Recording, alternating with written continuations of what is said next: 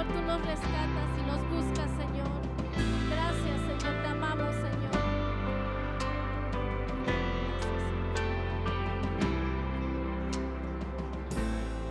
Antes de hablar, cantaste sobre mí. Has sido tan bueno para mí. Antes de respirar, soplaste vida en mí. Has sido tan bueno para mí. Oh, tu amor me envuelve y me sostiene, amor sin condición. Me persigue y deja las 99 y va por mí. No puedo ganarlo ni merecerlo, tu amor se entregó por mí. Oh, tu amor me envuelve y me sostiene, amor sin condición.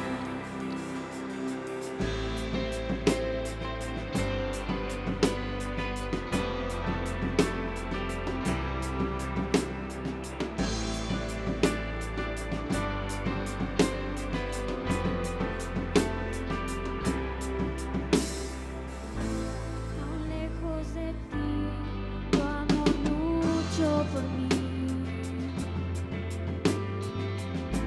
Has sido tan bueno para mí. Cuando no vi mi valor, te entregaste por mí. Has sido tan bueno para mí. Oh, tu amor me envuelve y me sostiene, amor sin condición. Me persigue y deja las 99 y va por mí. No puedo ganarlo ni merecerlo, tu amor se entregó por mí. Oh, tu amor me envuelve y me sostiene, amor sin condición. Gracias, Señor, por tu amor incondicional. Gracias, Señor, porque aún sin merecerlo, Señor, estamos aquí, Señor. Gracias. Levanta tus manos y adora a Jesús. Adora a Jesús con todo tu corazón. Adora a Jesús. Sombra que no alumbres, monte que no escales para encontrarme. No nos podemos esconder de ti, Jesús. No hay pared que no derrumbas, mentira que no rompas para encontrarme a mí. No hay sombra que no alumbres, monte que no escales para encontrarme.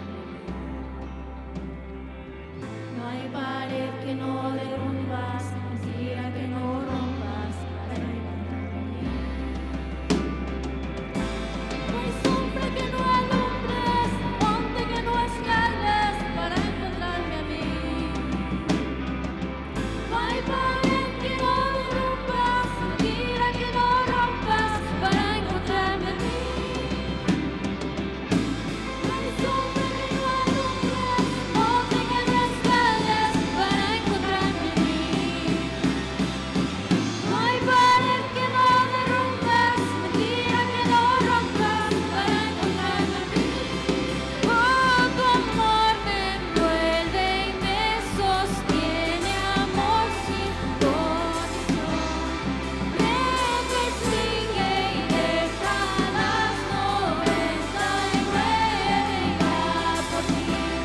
No puedo ganarlo ni merecerlo, tu amor se entregó por mí. Oh, tu amor me envuelve y me sostiene, amor sin condición. Su amor no tiene condición.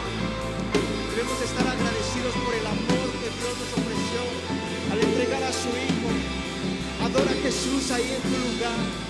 Agradécele por su amor, por su misericordia, por su gracia. por alcanzarte. A ti te damos la gloria, Jesús. Te adoramos a ti, Jesús, con todo nuestro ser. Te exaltamos a ti, porque tú eres digno, porque tú eres glorioso, porque a pesar de todos nuestros errores, nos fuiste a rescatar, nos rescataste y nos diste esperanza, porque eres bueno, Dios. Dale un fuerte aplauso a Jesús.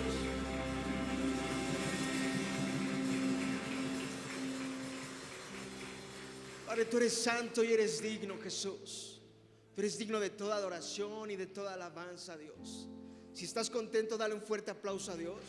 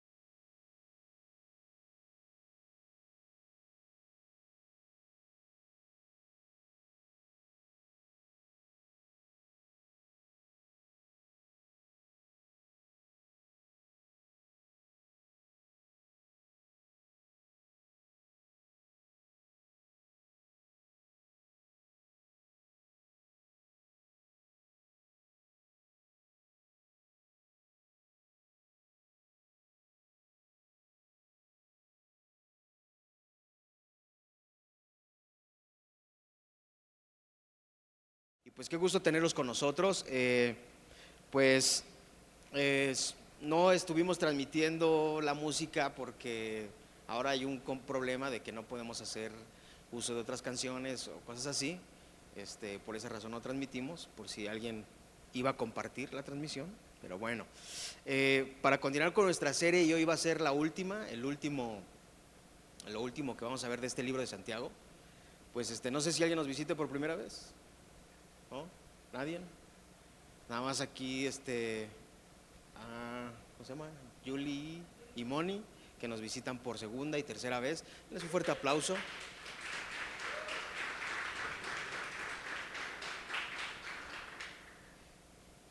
¿Tienen sueño? ¿No? Bueno, si los veo dormidos desde aquí se ve todo, clarito. Si los veo dormidos, pues hablamos, ¿no? Ahorita. Iba a decirles algo más, pero se me pasó. Bueno, si me acuerdo ahorita en el camino, pues se los digo. Pues bueno, es un gusto tenerlos con nosotros. Me da gusto que puedan estar aquí, que hagan el sacrificio de levantarse hoy y que vengan a adorar a Dios, ¿no? Ese es el propósito, que vengamos a adorar a Dios y que vengamos a aprender de su palabra, ¿no? Porque Él quiere hacer algo en nosotros. Él quiere hablar a nuestros corazones, ¿no? Y como siempre les digo, así como me habla a mí, sé que Él también, Dios quiere hablarle a ustedes, ¿no? Entonces vamos a entrar ya de lleno a nuestro tema de hoy. Y llegamos al final de nuestra serie de Santiago, ¿sí? Digan conmigo, por fin ya no va a haber pedradas, ¿no? No, hay que recordar un poco de esta carta, ¿no? Hay que recordar que fue dirigida a un grupo de cristianos que vivían en dificultades, ¿no? En aquellos tiempos, que pasaron por una hambruna, por pobreza, por persecución, por ser cristianos. Y Santiago les escribe en medio de esas dificultades que estaban pasando, que estaban viviendo, para animarlos a seguir confiando en Dios. ¿De qué manera les estaba hablando? Bueno, pues sabiendo que en las dificultades, cuando pasamos por dificultades, cuando confiamos en Dios, son oportunidades para que Dios obre de forma muy especial en nuestras vidas. Y así como lo hizo con ellos, lo hace con nosotros. Y nos enseña esta carta que en medio de las dificultades podemos pedirle a Dios sabiduría, que nos dé la capacidad para soportar el sufrimiento y ver en el sufrimiento la mano de Dios, y que cuando pedimos con sabiduría a Dios, Él escucha nuestra súplica. Podemos ver que existe un propósito de parte de Dios para nuestras vidas en este libro, ¿no? Y estudiamos varios temas que son relevantes para nuestro diario vivir. Di conmigo, estudiamos temas que son relevantes en mi diario vivir. Y que en el transcurso de nuestras vidas, de toda nuestra vida que pasamos en esta tierra, son parte, ¿no? Pasamos por situaciones como las que menciona este libro de Santiago, donde somos exhortados en nuestro corazón, ¿no? En nuestros pensamientos, en nuestra fe, para al final poder comprender que hay situaciones en las que todos batallamos. Todos batallamos con situaciones en nuestras vidas, pero que si le pedimos a Dios otra vez con sabiduría, Él nos ayuda en las situaciones por más difíciles que sean. Él nos ayuda en cada situación por más difícil que sea. Podemos ver en este libro algo que es muy característico de sabiduría, haciendo una comparación con Proverbios. Y también Santiago está exponiendo el Sermón del Monte, donde Jesús habla sobre el reino y cómo vivir en el reino. Santiago expone todas esas áreas de nuestra vida, ¿sí? Todas esas áreas que tenemos nosotros como personas en nuestra vida, en las que no somos íntegros, ¿sí? En las que batallamos, donde no corresponde lo que decimos con lo que decimos y con lo que hacemos, ¿no? Todos batallamos con cosas. Y el propósito de exponer ese quebranto en nuestro corazón o en nuestro diario vivir, lo que se quiere lograr es que el Señor nos transforme para que podamos cumplir verdaderamente lo que Santiago llama la ley, ¿no? Como Jesús enseñó la ley. La semana pasada les dije cómo era la ley. ¿Amarás a quién? Al Señor tu Dios. ¿Y a quién más? A tu prójimo como a ti mismo, ¿no? Entonces, el propósito de esta carta es animarnos a nosotros los creyentes, los que creemos en Dios, que en medio de las dificultades en nuestro caminar diario con Cristo, que podamos ser sabios más íntegros y mostrarnos esas áreas donde tenemos que ser transformados. Si todos pataleamos de alguna forma o de otra forma, pataleamos con cosas, hay cosas que se nos dificultan, ¿sí? A fin de que amemos a Dios y a nuestro prójimo. ¿Como a quién? Como a nosotros mismos, ¿no? ¿Y recuerdas el capítulo 4 de qué trataba? ¿De dónde empezaban los conflictos y las guerras? ¿En dónde era? En nuestros corazones, en nosotros mismos, ¿no? Ahí existen los conflictos en nuestro corazón, en el corazón humano, porque el corazón es egoísta, el corazón es orgulloso. Santiago nos muestra que el orgullo y el egoísmo del corazón se manifiestan en el uso que le damos a nuestra lengua, lo que sale de nosotros, lo que hablamos. Cuando hablamos de otros, cuando murmuramos de otros, cuando por un lado alabamos a Dios, pero por otro lado maldecimos a las personas, ¿no? Santiago dice que esto es una ventana para ver realmente cómo somos como personas, cómo estamos por dentro, ¿no? ¿Cierto? Y recuerdas que la semana pasada también vimos el mal uso de las riquezas, ¿no? Son una manifestación de un corazón que es orgulloso y que solo piensa en sus propios deleites, en sus deseos.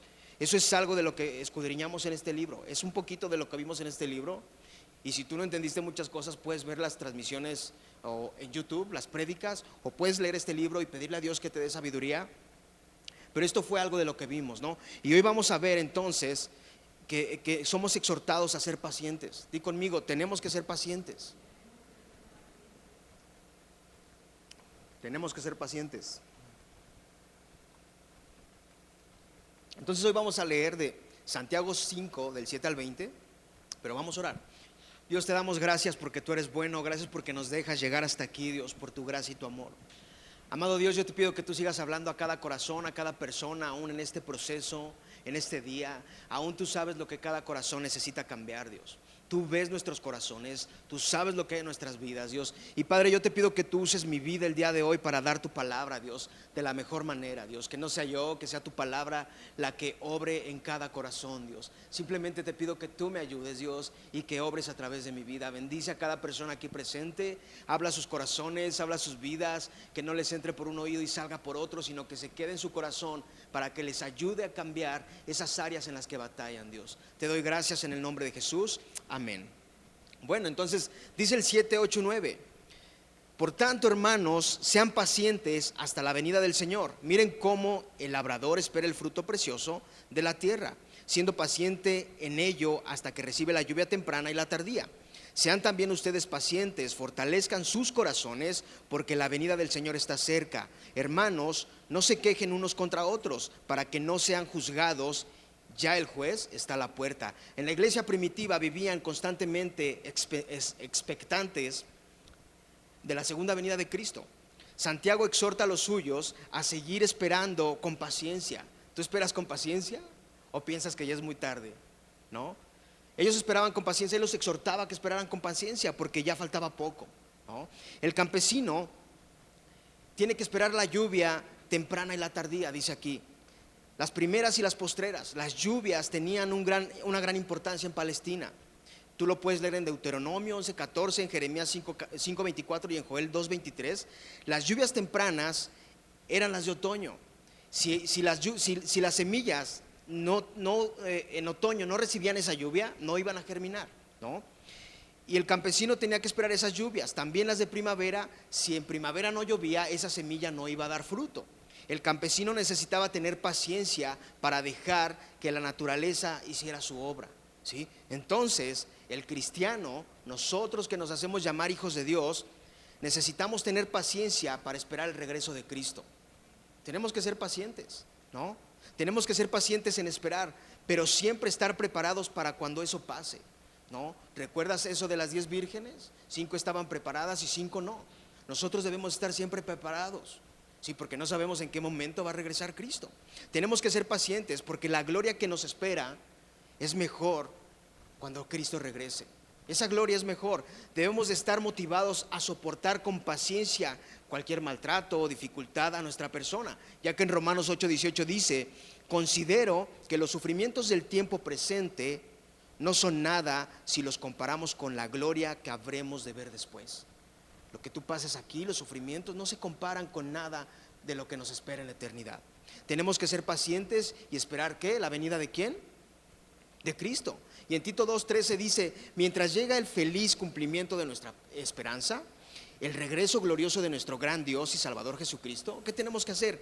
Esperar contentos, felices cuando Cristo venga, cuando Él regrese o cuando nos toque partir, ¿sí? Tenemos que esperar pacientes. Dile al que está a tu lado: tienes que esperar paciente, hermano.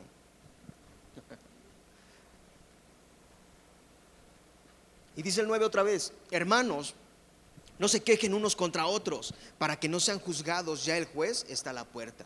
A veces nos quejamos de los demás, ¿no? Durante la espera del juez, durante la espera de Jesús, hay que afirmar la fe que tenemos, ¿no? Tenemos que ver cómo está nuestra fe, porque nuestra fe es personal. La fe del que está al lado no te va a salvar. Tu fe es personal con Dios, ¿no? Nos podemos estar echando la culpa unos a otros por los problemas o situaciones que tenemos entre nosotros, ¿sí? O las que tiene cada uno. Porque si hacemos esto, si nos echamos la culpa unos a otros de lo que está pasando, o que si esa persona se equivocó o lo que sea, estamos quebrantando la ley, estamos quebrantando un mandamiento.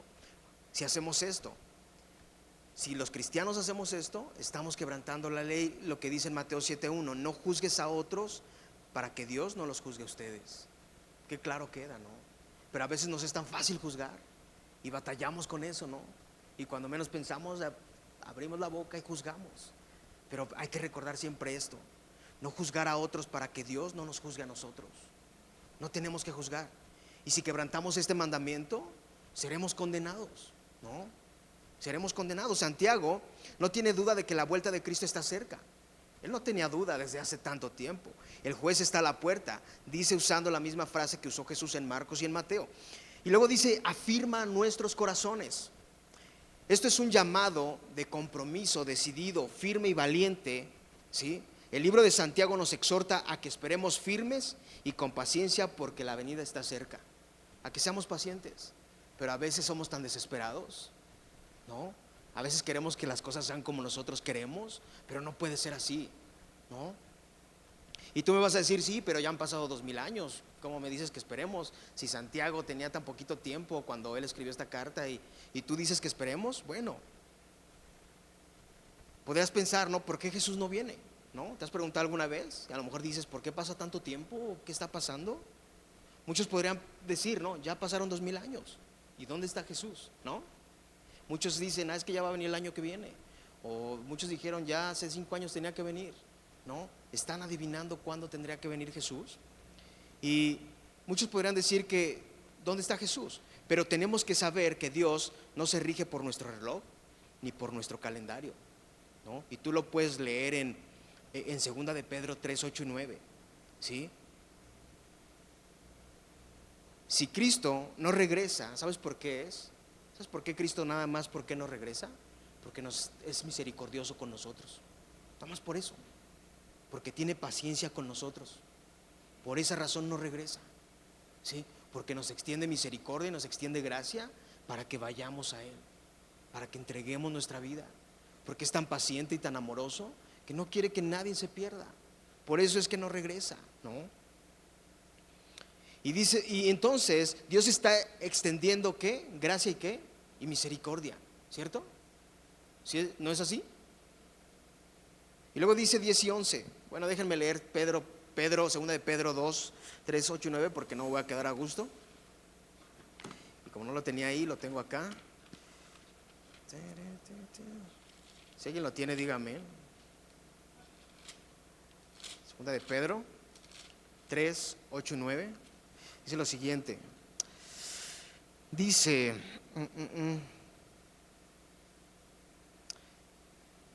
ya me fui a Juan. Sí, pero ahorita lo leo. Sí. Segunda, aquí lo estoy buscando. Segunda de Pedro 3, 8 y 9. Dice, pero amados, no ignoren esto, que para el Señor un día es como 1000 años, y 1000 años como un día. El Señor no se tarda en cumplir su promesa, según algunos entienden la tardanza, sino que es paciente para con ustedes, no queriendo que nadie perezca, sino que todos vean o vengan al arrepentimiento, ¿no? Ese es el deseo de Dios. Si a veces te preguntas por qué Dios no vendrá, ¿no? ¿Por qué nos mienten con que Dios X? Pues por esa razón, ¿no? Porque Él es misericordioso con nosotros. Y dice 10 y 11, hermanos, tomen como ejemplo la paciencia y aflicción a los profetas que hablaron en nombre del Señor. Miren que tenemos por bienaventurados a los que sufrieron, han oído de la paciencia de Job y han visto el resultado del proceder del Señor, que el Señor es muy compasivo y misericordioso. Santiago nos está recordando que los profetas y los hombres de Dios no habrían podido cumplir su ministerio, ¿sí? Ni dar testimonio si no hubieran sido capaces de, porque serás salvo, ¿no? Lo dijo en Mateo 24:13. Los profetas y especialmente Job son ejemplos a seguir para todos los que han sido exhortados a ser pacientes. Ellos son ejemplos, sobre todo Job. A todas las personas que Dios nos enseña a ser pacientes, Job es un referente para poder comprender esa paciencia. Aún en las dificultades difíciles, en los problemas complicados, tenemos que ser pacientes. Y Santiago cita el ejemplo de Job, de quien posiblemente se hablaba, yo creo que en aquellos tiempos, en las sinagogas, en los lugares que se juntaban, hablaban de él por su paciencia, ¿no? Porque él era una persona paciente. Y Job es una de las pocas personas que se han expresado tan apasionadamente, y a pesar de todas las preguntas que él tenía y que quizás al preguntarle destrozaban el corazón por todo lo que le había pasado, ¿sabes qué pasó con él? Nunca perdió la fe. Job nunca perdió la fe, ¿no? Él nunca perdió la fe en Dios, ¿sí? Él no fue sumiso, no fue mudo, ni fue pasivo, ¿sí? Peleó, preguntó, a veces desafió, pero su fe nunca se apagó. La fe de él nunca se apagó. Siempre se mantuvo creyendo en el soberano, en Dios soberano. Siempre se mantuvo ahí. Ahora, recordar el carácter de Jesús es una fuente de gran consolación en medio del sufrimiento, ¿no? La Biblia afirma de forma frecuente su compasión y su misericordia, como Dios desde los principios ha sido misericordioso con nosotros. Ha dado misericordia aún a su pueblo cuando le fallaba, era misericordioso, les daba oportunidad sin merecerla, ¿no? Y te voy a leer 3 ejemplos rápido. Éxodo 34:6. Entonces pasó el Señor por delante de él y proclamó: el Señor Dios compasivo y clemente, lento para la ira y abundante en misericordia y fidelidad. En segunda de Crónicas 39 dice: si ustedes se vuelven al Señor, los enemigos que ahora tienen prisioneros a sus hermanos y a sus hijos, tendrán compasión de ellos y los dejarán volver a este país, porque el Señor, el Dios de ustedes, es compasivo y misericordioso y no los rechazará a ustedes si ustedes se vuelven a Él. Sí, es misericordioso y compasivo. Y en Lucas 6:36, sed misericordiosos, así como vuestro Padre es ¿qué? Misericordioso. Tenemos que ser ¿cómo? Con los demás. A veces pensamos que la vida nos debe algo, ¿no? Y no queremos extender misericordia a los demás. Estos son solo 3 ejemplos de cómo Dios es compasivo con nosotros y su misericordia, y tiene mucha misericordia y paciencia con nosotros. Sí, Él es paciente contigo. A pesar de esas dificultades en las que batallas, Dios es misericordioso contigo. ¿Eso es por qué? Porque te ama, porque te tiene paciencia. Ahora, existirán momentos en tu vida y en mi vida donde lleguemos a pensar que Dios está lejos de las situaciones difíciles que estamos pasando. ¿Te ha pasado en algún momento que piensas que Dios no está ahí en el sufrimiento que tú estás pasando? ¿Te ha pasado? ¿Has pensado así? De repente pasa eso, ¿no? Pensamos que Dios no está ahí, pensamos que a Dios no le importamos. Pero si nos aferramos a nuestra fe, aún en la mínima fe que quede en nuestras vidas, nos vamos a poder dar cuenta que Dios es muy bondadoso y misericordioso con cada uno de nosotros. Sí, tú te vas a dar cuenta si te agarras de Él. Vas a ver cómo, aun cuando tu fe se está agotando y te agarras de Él, Él va a ir encendiendo tu llama y te va a ir levantando porque tú permaneciste en Él. ¿No es así? Ahora, seamos pacientes en todo momento porque Dios es bueno. Di conmigo, Dios es bueno. Dios es bueno.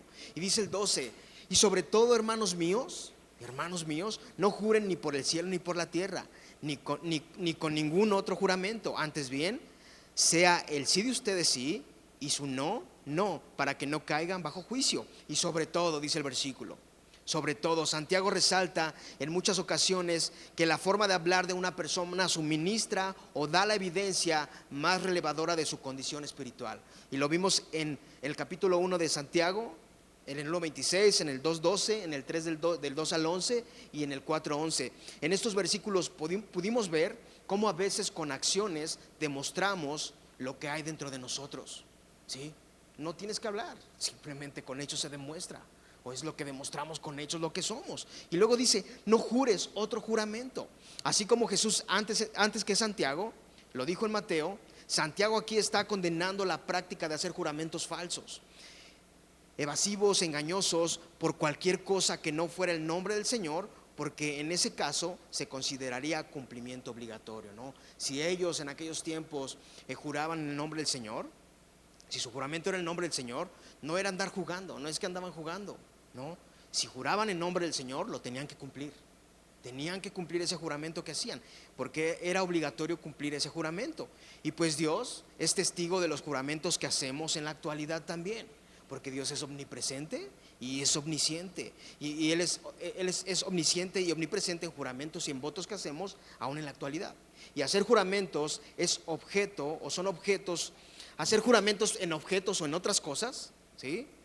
Como lo dice el versículo 12, como por decir, te lo juro por mi mamá, ¿no? Te lo juro por mi primo, por X cosa, te lo juro por mi casa, mi carro, no sé. A veces hacemos juramentos así, ¿sí o no? ¿No? Esos juramentos es rechazar al Creador, ¿sí? Es rechazar a Dios y estar poniendo por encima las cosas creadas por Dios. Es eso. Andar haciendo juramentos, ¿no? ¿Sí me entienden o se los trato de explicar otra vez? ¿O no me están entendiendo nada hoy? Bueno, cuando hagamos una promesa y Dios esté por testigo, ¿sí? Tenemos que cumplirla porque Dios es ¿qué? ¿Omniqué? ¿Y omniqué? Exacto. Cuando hagamos una promesa tenemos que cumplirla, ¿sí? Porque Dios es omnipresente y omnisciente. Y dice aquí que su sí sea así. Di conmigo que mi sí sea así. Santiago sigue haciendo otra vez eco de las enseñanzas de Jesús del Sermón del Monte en Mateo 5:37, donde dijo, basta con decir claramente sí o no, pues lo que se aparta de esto es malo. Así de simple, decir sí o decir no y punto. ¿Para qué hacer más cosas? Sí, a veces cometemos el error de decir sí, lo voy a hacer y no lo hacemos, ¿no? Terminamos no haciéndolo. O a veces decimos no lo voy a hacer y terminas haciéndolo de mal humor. ¿Sí o no? Terminamos haciendo eso, ¿no? Tenemos que aprender a ser claros y a decir sí y no. No por pena, tratar de quedar bien. Si no puedes, no lo hagas. Y si puedes, hazlo, pero que sea bien de corazón, ¿sí? No, que no quedes mal al final. No pasa nada, pero sé claro con lo que dices, ¿sí? Que nuestro sí sea sí y nuestro no sea no, ¿no? Y a veces sé que batallamos con esto. Quizás todos batallamos con esto, ¿no? Y la palabra de un cristiano tiene que ser confiable, siempre, en todo momento. Nuestras palabras tienen que ser confiables, ¿sí? En aquellos tiempos la costumbre de tomar juramento por cualquier cosa no era más que una prueba de lo frecuente que era mentir y defraudar, ¿no? O sea, tomaban juramento de otra cosa. Te juro por esa bocina que sí lo voy a hacer, ¿sí? Te juro por esa bocina, Alex, que sí lo voy a hacer. Te juro por esa bocina, Celi, que sí lo voy a hacer, ¿sí? Tomaban eso porque no lo iban a hacer, porque si lo hacían diciendo te juro por Dios que sí lo voy a hacer, tenían que hacerlo, ¿sí? Por eso tomaban juramentos de otras cosas. ¿Sí me entienden? ¿Sí? ¿Sí? Ahora, en una sociedad que es honrada, no hace falta hacer juramentos, ¿no? Eso es solo cuando no se puede uno fiar de las palabras de nadie, cuando se recurre a juramentos. Yo recuerdo que mi abuelito Ramón decía que en la antigüedad decían de palabras, sí, está bien, ¿no? Digamos, iban a comprar una vaca o algo, sí, esa vaca yo te la compro. Y ya no tenían que firmar nada, no tenían que jurar por nada, porque había palabra, ¿sí? Porque había palabra que daba por hecho que sí lo iban a hacer. Ahora, entonces en una sociedad que es honrada no hace falta hacer juramentos. Y eso es solo cuando no se puede uno fiar de la palabra de nadie, cuando se recurre al juramento. El punto de vista del Nuevo Testamento es que todas las palabras que se dicen en la presencia de Dios, todo lo que se dice en la presencia de Dios, por lo tanto se debe de cumplir, ¿no? Todo lo que decimos delante de Dios lo tenemos que cumplir. Al cristiano, a nosotros, se nos tienen que conocer por personas que somos de honor y que somos totalmente, y que no es necesario que nos tomen juramento, pues, ¿sí? Pero yo sé que a veces es complicado, pero podemos crecer y hacerlo, ¿sí? Por eso estamos aprendiendo. El Nuevo Testamento no condena absolutamente todos los juramentos, pero lamenta la tendencia humana a la falsedad que los hace a veces necesario. No tendríamos por qué recurrir a juramentos, ¿no? Por algo cuando tendríamos que ser honorables en nuestra palabra, pero son cosas en las que quizá tenemos que trabajar, ¿no? ¿Sí o no? ¿No? A veces puedo decir, sí, yo llego a tal hora, ¿no? Y no llego, ¿no? O yo voy a hacer esto y no lo hago. Y no estoy diciendo que hay perfección en mí, también batallo con cosas. No soy un superhumano, ¿no? Soy un hombre común y corriente de 35 años. Batallamos con cosas, pero debemos de aprender a dejar a Dios en alto, a decir sí, sí, a decir no, no. Y punto. Nadie se va a enojar. No tenemos por qué enojarnos, ¿no? Pero seamos claros con eso. Y luego dice el 13, ¿sufre alguien entre ustedes? Que haga oración. ¿Está alguien alegre? Que cante alabanzas. Aquí se nos presentan algunas características que eran dominantes de la iglesia primitiva. Era una iglesia que cantaba. Los cristianos originales, los primeros cristianos, siempre estaban listos para cantar, ¿no? En Efesios 5:19 dice, háblense unos a otros con salmos, himnos y cantos espirituales, y canten y alaben de todo corazón al Señor. Tenían tanta alegría en sus corazones que se les salía, ¿no? Por los labios cantaban a Dios alabanzas por la misericordia y la gracia de Dios. Ellos cantaban a Dios, adoraban a Dios. En la iglesia cristiana, desde sus comienzos hasta ahora, no falta la música de alabanza, ¿sí? Porque los cristianos recuerdan. ¿Sabes por qué lo hacemos? Porque recordamos que hay un amor infinito, ¿sí? Un amor que nos rescató, y disfrutamos de la gloria presente que tenemos. Por eso cantamos, ¿sí? Por eso cuando tú vengas a este lugar, ¿sí? Ven y adora a Dios. Ven y canta adoración a Dios. No me salgas con que, híjole, es que como que no están cantando bien, ¿no? Como que Alex no tocó bien, no, es que Damaris no tocó bien, ¿no? Si tocan así, ¿para qué? Usted no viene a burlarse de nadie, usted viene a adorar a Dios. Y si no le gusta cómo lo hacen, pues entonces súbase usted. Pero lo que hacemos aquí es para adorar a Dios principalmente.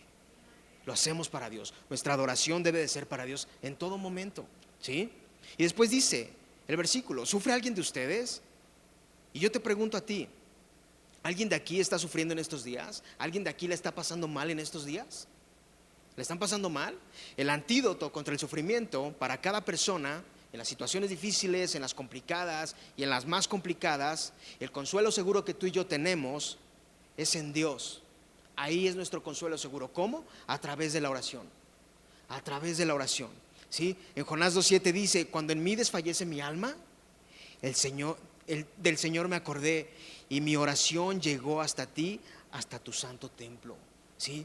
Acuérdate de este versículo cuando ya no puedas más. Cuando en mí desfallece mi alma, del Señor me acordé, y mi oración llegó hasta ti, hasta tu santo templo, ¿sí? Oraciones sinceras, oraciones desde adentro del corazón. Ahí es el consuelo seguro, en Dios, ¿sí? Cuando tú ya no puedes más, cuando ya no ves una rayita más de que ya no puedas más, cuando tu wifi ya está en la última rayita, cuando ya no puedes más, en Dios estás seguro, ¿sí? Cuando desfallecemos y no le hayamos sentido a seguir, tus oraciones sinceras llegan hasta el cielo y Dios levanta tu alma, levanta tu ánimo, porque Él es el único que ve cómo está tu corazón. Él sabe cómo estás hoy, Él sabe cómo vienes hoy, Él sabe las dificultades que traes hoy. Por eso levantar oraciones sinceras a Dios es lo que necesitamos. Y cuando sea así, otra vez, dice aquí, y dice que cuando estamos alegres, cantemos ¿qué? Alabanzas.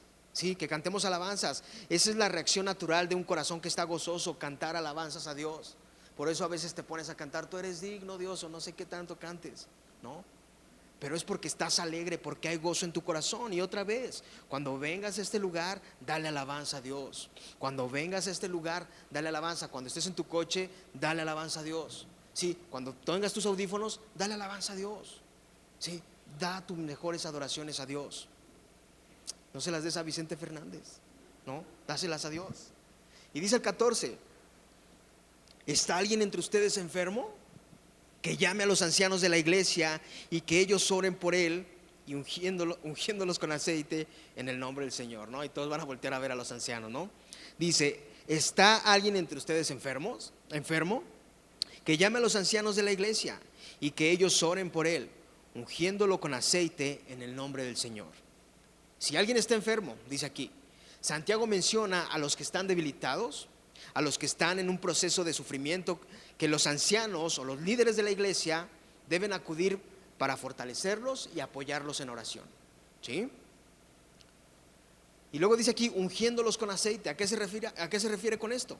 Frotarlos con aceite. El aceite de oliva se usaba comúnmente, era como una medicina mundial de la antigüedad. Lo usaban como medicina, ¿no? Si tú recuerdas en Lucas, del samaritano, ¿sí? Dice que a este hombre lo curaron ¿con qué? Con aceite, ¿no? Usaron aceite para curar sus heridas, ¿no? Entonces el aceite también podría ser una referencia simbólica al poder sanador, ¿no?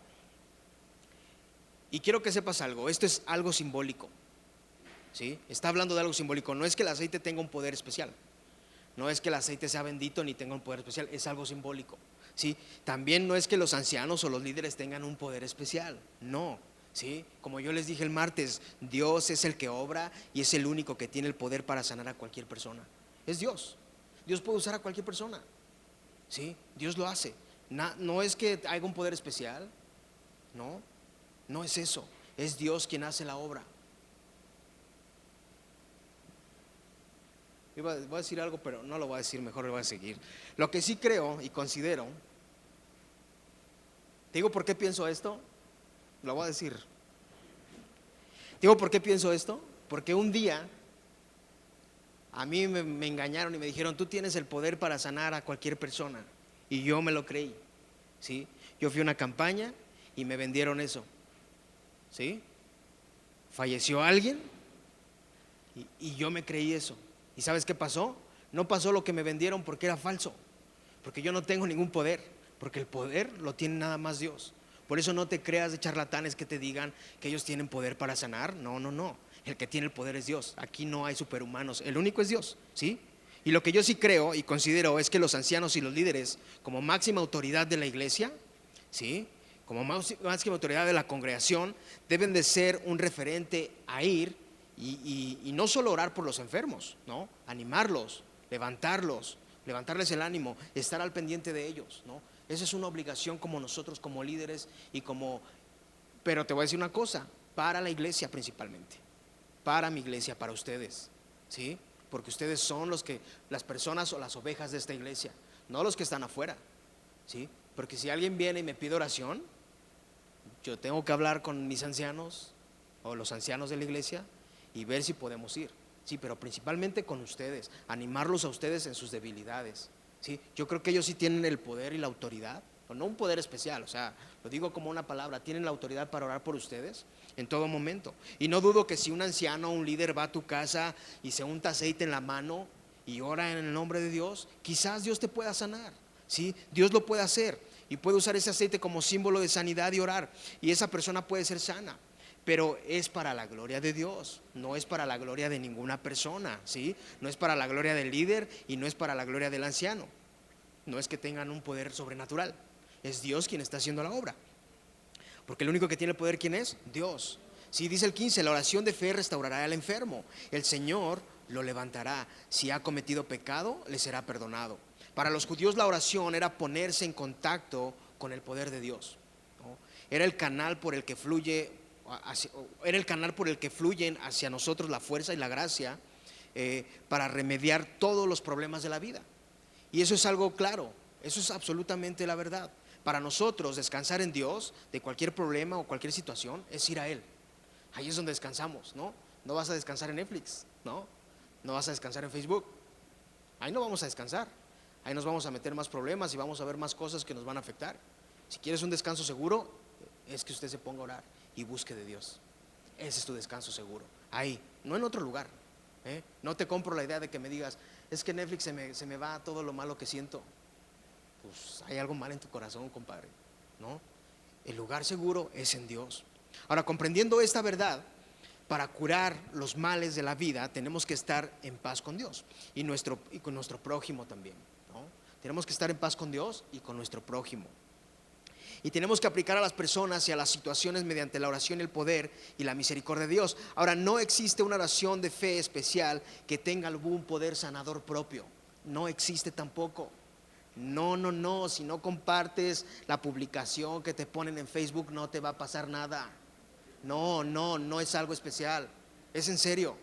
No, hay estampitas que te venden y te dicen, es que esta estampita es la oración. Si tú pones esta oración, ora esto que dice aquí, te va a ir bien, vas a tener riquezas, ¿no? O si haces esto, vas a ser sano. Esa oración tiene poder. No, nada de eso tiene poder, ¿no? ¿No nos dicen así a veces? No te dicen, si tú oras por X situación, Dios te va a sanar. Si tú haces esta oración cada 8 días a tal hora, Dios va a hacer esto. ¿No te dicen luego así? ¿No nos dicen así? ¿No? En cambio, aquí se subraya el poder de una oración confiada y fiel. Una oración que confiada y fiel. Nosotros los cristianos nos debemos de estar dedicando con devoción a la oración intercesora por los enfermos. A eso tenemos que hacer siempre, ¿no? Eso tendríamos que estar haciendo. El martes hay muchas personas que dicen, ¿sabes qué?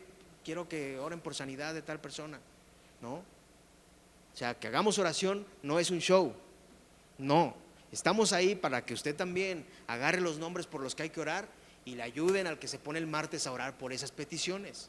Eso es lo que hacemos. No es hacer un show de decir estamos sobre pantalla, qué bonito. No, estamos intercediendo juntos. Y tú en tu casa tienes que llevarte esas peticiones y orar también por esas peticiones que se te da.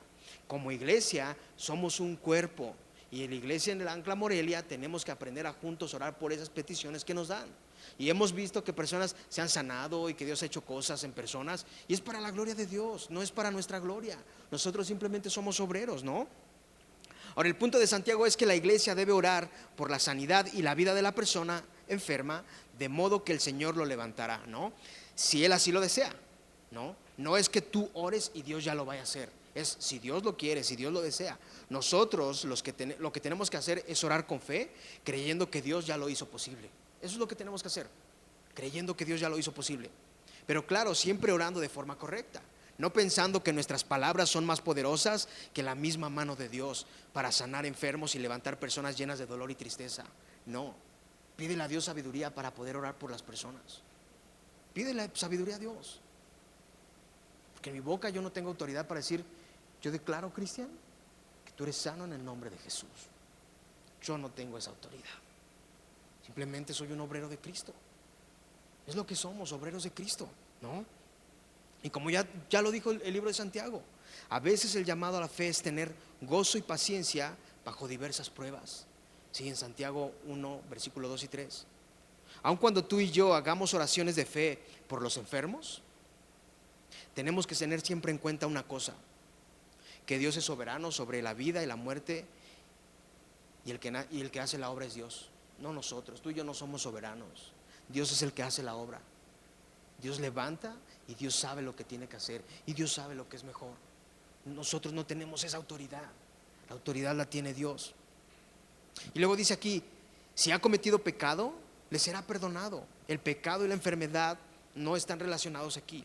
Aunque la enfermedad no es siempre la consecuencia de pecados específicos. Pero bueno, si estás teniendo relaciones con una y otra persona, claro que es un pecado y vas a terminar con SIDA, ¿no?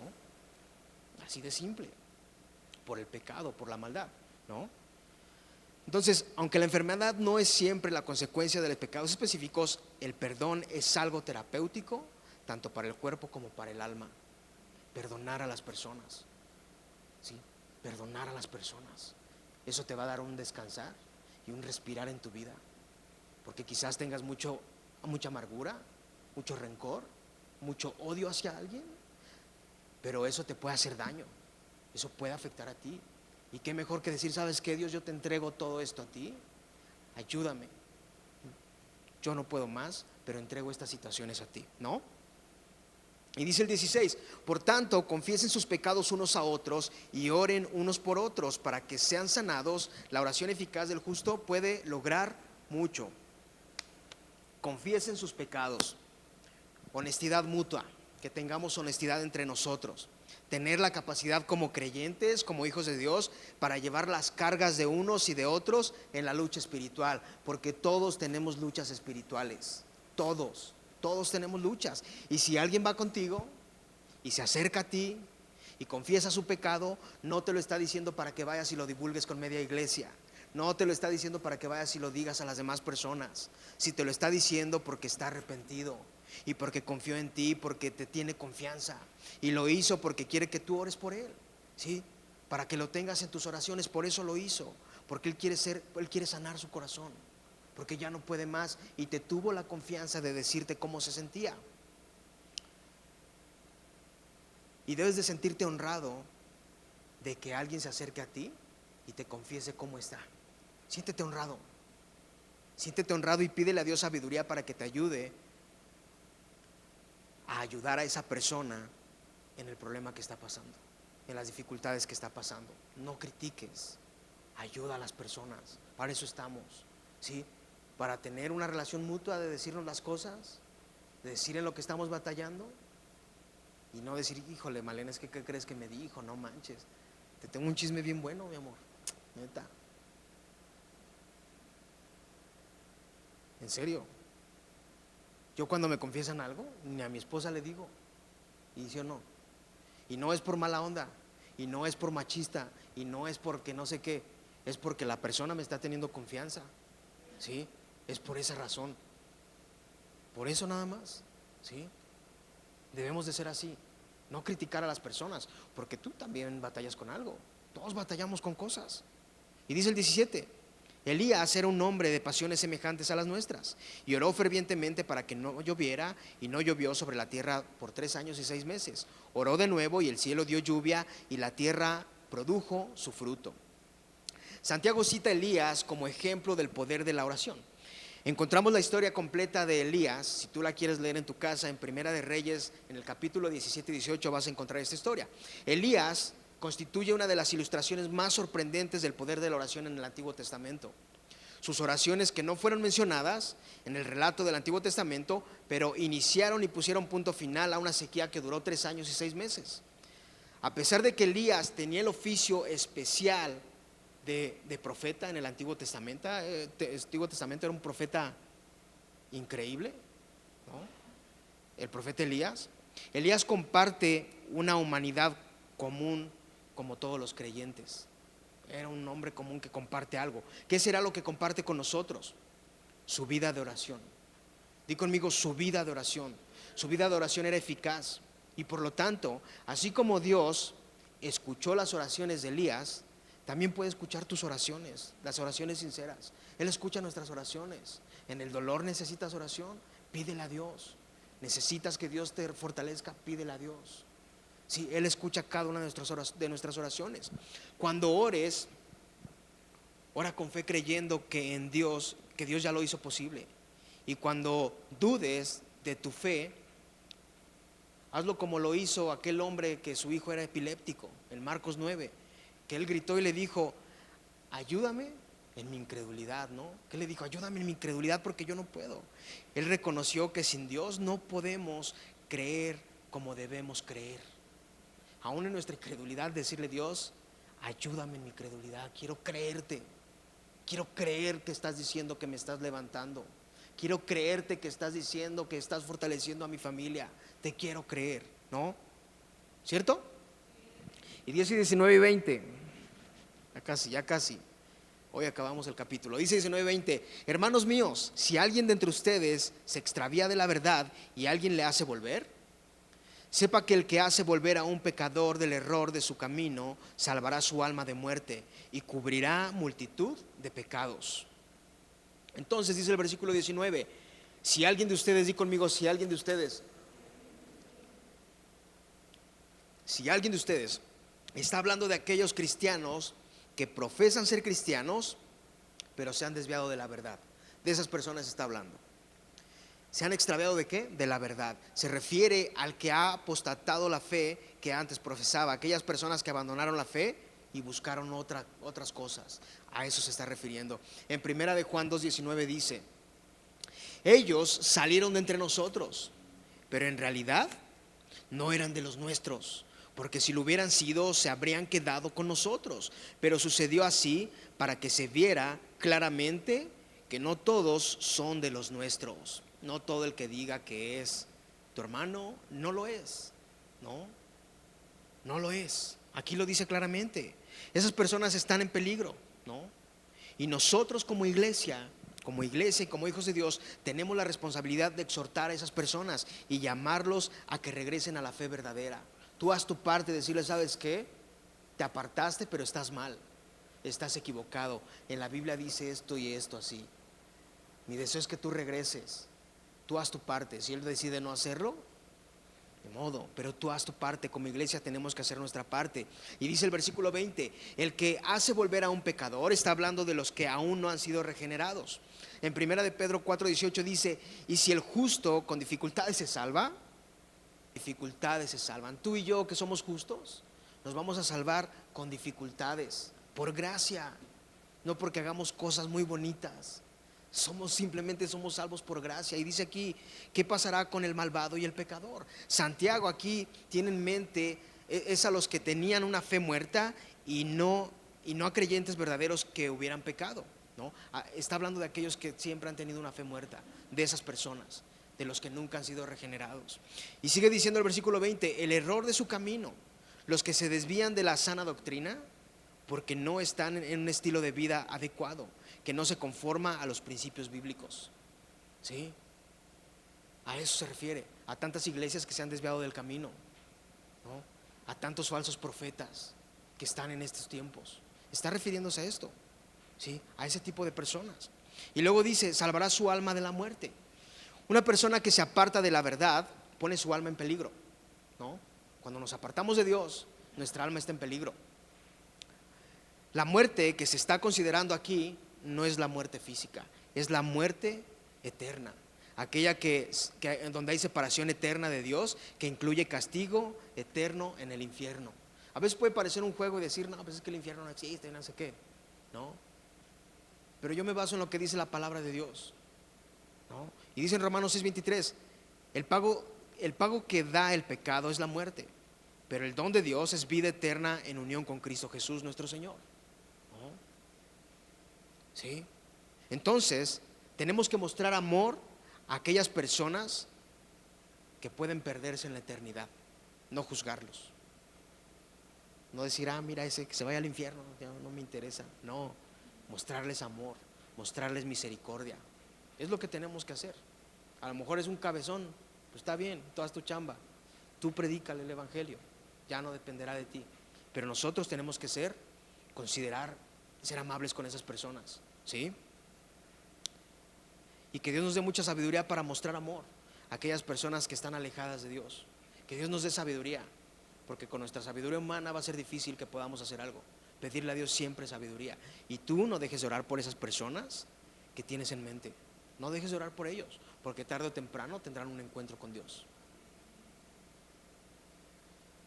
Y luego dice, y luego aquí, cuando vemos que ya todo está perdido y que ya no hay más, y que quizás Dios ya no tiene más para nosotros, más para las personas, cuando ya pensamos que ya no tiene más misericordia, hay una exhortación aquí en este versículo, pero existe una esperanza. Y conmigo: existe una esperanza. Termina diciendo el versículo 20, y cubrirá multitud de pecados.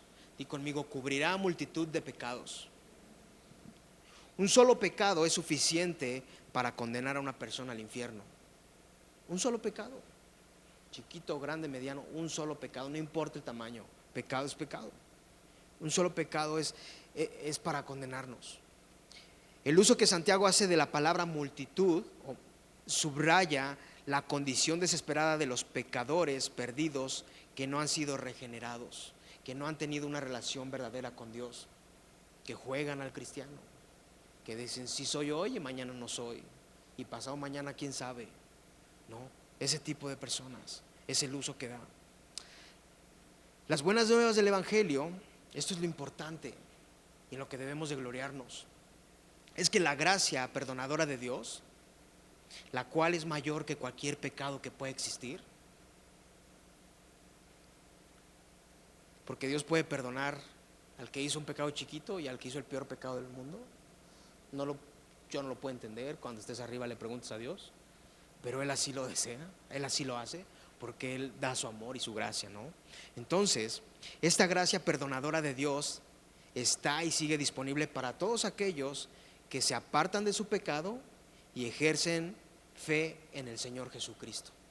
Apartarte del pecado y poner tu fe en Dios y caminar en Él y decirle, le voy a echar ganas contigo, ayúdame en mi credulidad, ayúdame a poder salir de esto y dejar mi pecado y dejar mi maldad, ¿no? Cada día que tú y yo tenemos y las personas que no conocen a Dios tienen, es una esperanza para todos aquellos que se apartaron y no han sido regenerados también. Es una esperanza. El levantarte te da la esperanza de que te acerques a Dios. Es una esperanza que tenemos. Y no dejes de orar por aquellas personas que amas, ¿no? Que tarde o temprano Dios las va a traer, ¿sí? Pero tú, ¿qué tienes que hacer? Pedirle a Dios, decirle a Dios que te dé sabiduría, y Dios va a hacer la obra, porque Dios nos extiende ¿qué? Gracia y misericordia, porque Dios es bueno, ¿cierto? Y Efesios 2, 8 y 9 dice, pues por la bondad de Dios han recibido ustedes la salvación por medio de la fe. No es esto algo que ustedes mismos hayan conseguido, no lo hemos conseguido porque seamos buenas personas, no, sino que es un don de ¿quién? De Dios, ¿sí? No es el resultado de las propias acciones, de modo que nadie puede gloriarse de nada. No hay de qué gloriarnos, no tenemos de qué gloriarnos. Así como Dios ha sido bueno con nosotros, Dios ha sido bueno contigo. Dios te ha extendido misericordia, te ha extendido gracia. Sí, así como Dios ha sido bueno con nosotros, que nos ha demostrado gracia, misericordia y es paciente, y no tenemos de qué gloriarnos porque todo lo conseguimos por Él y para Él. Él es misericordioso con aquellos que se alejaron y con aquellos que no lo han conocido aún. Él tiene misericordia para cada persona. Y si hasta el día de hoy no ha venido, es porque tiene misericordia de esas personas. Y el deseo es que cada persona conozca de Él. Ese es el deseo. Ya acabamos. Ya acabamos. ¿Y sabes qué? Quiero que pasen los botecitos de jugo.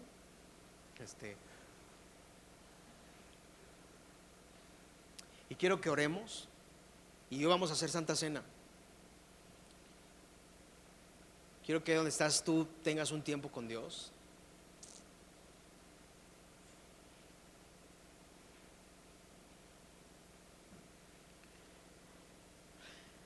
Hay que mostrar siempre a las personas amor, en todo momento, ¿no? Dios es bueno, Dios ha sido bueno con nosotros, nos ha mostrado misericordia. Y sabes, Dios sabe en cuál área cada uno de nosotros batallamos. Dios sabe en lo que tú batallas, en lo que yo batallo. Dios nos extiende misericordia aun cuando no la merecemos. Y debemos de tener siempre presente que una oración que hacemos y levantamos a Él, una oración sincera, Él siempre la va a escuchar. Y ahí donde estás, quiero que cierres tus ojos y vamos a orar.